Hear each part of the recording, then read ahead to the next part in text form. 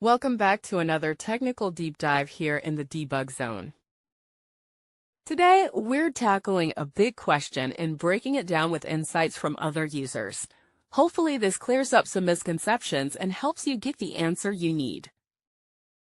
So buckle up, stay a little curious, and let's jump right in.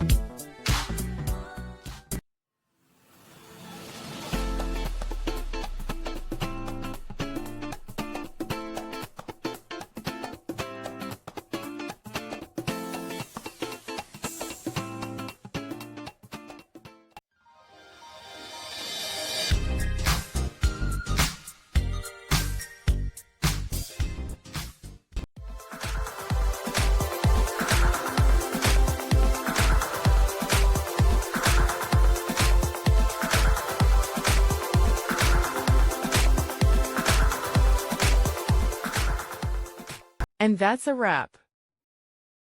I hope you found the answer you were looking for.